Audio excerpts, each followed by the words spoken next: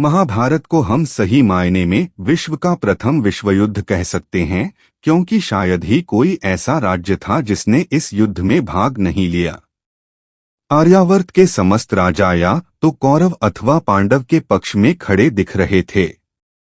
श्री बलराम और रुक्मी ये दो ही व्यक्ति ऐसे थे जिन्होंने इस युद्ध में भाग नहीं लिया। कम से कम हम सभी तो यही जानते हैं।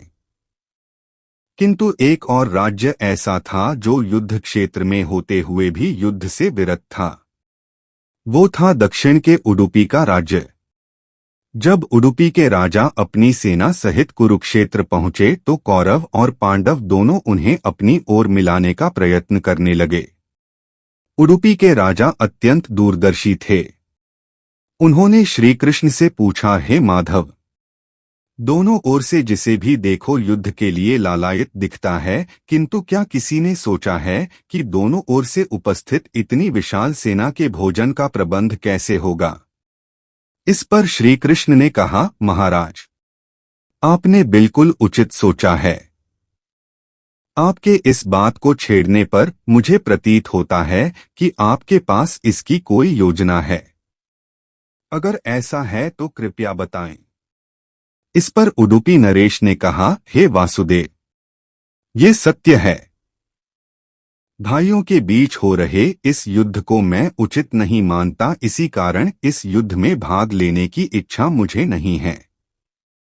किंतु ये युद्ध अब टाला नहीं जा सकता, इसी कारण मेरी ये इच्छा है कि मैं अपनी पूरी सेना के साथ यहाँ उपस्थित समस्त सेना के भोजन का प्रबंध करूं। इस पर श्री कृष्ण ने हर्षित होते हुए कहा, महाराज, आपका विचार अति उत्तम है। इस युद्ध में लगभग 50 लाख योद्धा भाग लेंगे और अगर आप जैसे कुशल राजा उनके भोजन के प्रबंधन को देखेगा तो हम उस ओर से निश्चिंत ही रहेंगे। वैसे भी मुझे पता है कि सागर जितनी इस विशाल सेना के भोजन प्रबंधन करना आपके और भीमसेन के अतिरिक्त और किसी के लिए भी संभव नहीं है। भीमसेन इस युद्ध से विरत हो नहीं सकते, अतः मेरी आपसे प्रार्थना है कि आप अपनी सेना सहित दोनों ओर की सेना के भोजन का भार संभालिए। इस प्रकार उडुपी के महाराज ने सेना के भोजन का प्रभार संभाला। पहले दिन उन्होंने उपस्थित सभी योद्धाओं के लिए भोजन का प्रबंध किया। उनकी कुशलता ऐसी थी कि दिन के अंत तक एक दाना अन्न का भी बर्बाद नहीं होता था। जैसे जैसे दिन बीतते गए योद्धाओं की संख्या भी कम होती गई। दोनों ओर के योद्धा ये देखकर आश्चर्यचकित रह जाते थे कि हर दिन के अंत तक उडुपी नरेश केवल उतने ही लोगों का भोजन बनवाते थे जितने वास्तव में उपस्थित रहते थे। किसी को समझ नहीं आ रहा था कि आखिर उन्हें ये कैसे पता चल जाता है कि आज कितने योद्धा मृत्यु को प्राप्त होंगे, ताकि उस आधार पर वे भोजन की व्यवस्था करवा सकें। इतने विशाल सेना के भोजन का प्रबंध करना अपने आप में ही एक आश्चर्य था, और उस पर भी इस प्रकार की अन्न का एक दाना भी बर्बाद ना हो, ये तो किसी चमत्कार से कम नहीं था। अंततः युद्ध समाप्त हुआ और पांडवों की जीत हुई।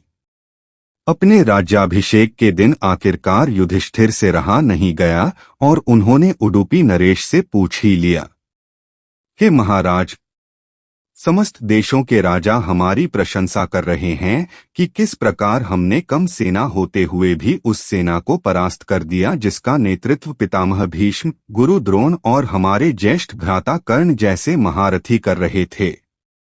किंतु मुझे लगता है कि हम सबसे अधिक प्रशंसा के पात्र आप हैं, जिन्होंने न केवल इतनी विशाल सेना के लिए भोजन का प्रबंध किया, अपितु ऐसा प्रबंधन किया कि एक दाना भी अन्न का व्यर्थ न हो पाया।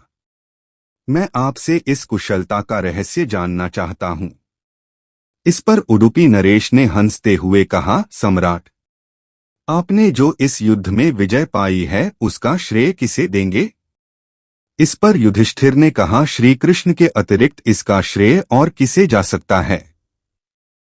अगर वे ना होते तो कौरव सेना को परास्त करना असंभव था। तब उडुपी नरेश ने कहा, हे महाराज, आप जिसे मेरा चमत्कार कह रहे हैं वो भी श्री कृष्ण का ही प्रताप है। ऐसा सुनकर वहां उपस्थित सभी लोग आश्चर्यचकित हो गए। तब उडुपी नरेश ने इस रहस्य पर से पर्दा उठाया और कहा, हे महाराज, श्री कृष्ण प्रतिदिन रात्रि में मूंगफली खाते थे। मैं प्रतिदिन उनके शिविर में गिनकर मूंगफली रखता था और उनके खाने के पश्चात गिनकर देखता था कि उन्होंने कितनी मूंगफली खाई है। वे जितनी मूंगफली खाते थे उससे ठीक 1000 गुना सैनिक अगले दिन युद्ध में मारे जाते थे।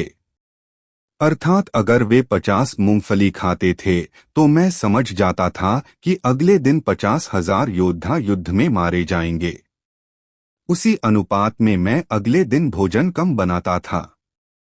यही कारण था कि कभी भी भोजन व्यर्थ नहीं हुआ। श्री कृष्ण के इस चमत्कार को सुनकर सभी उनके आगे नतमस्तक हो गए।